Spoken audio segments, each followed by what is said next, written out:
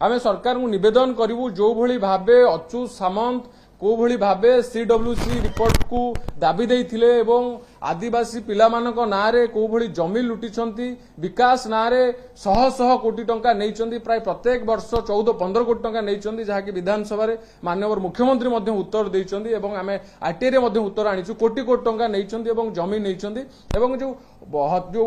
माने छात्रीटी मृत्युवरण कला को भली किट कर्तृपक्ष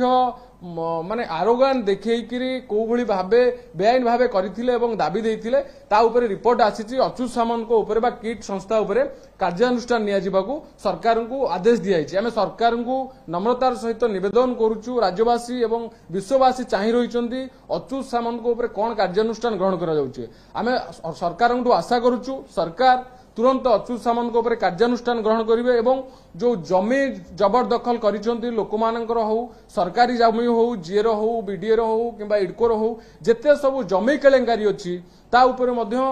उच्च स्तरीय तदंत हो एवं ह्यूमन राइट्स जो रेकमेंड करछंती आंको ऊपर एक्शन नबा पई सरकार तुरंत आ ऊपर एक्शन नियंतु। सेहीपरि नेताजी सुभाष चंद्र बोस को जातीय पुत्रर मान्यता मिलू एवं अन्यपटे देखिए जगन्नाथ संस्कृति परंपरा को नहीं आम जो गर्व अनुभव करूँ से भली भावे को भली जो विदेशी हूँ बा अन्य माने हूँ जो टाटू करी को भली भावे आम संस्कृति परंपरा अस्मिता को क्षीण करते से संपर्क में आम प्रधानमंत्री कार्यालय को अभियोग कराइला प्रधानमंत्री कार्यालय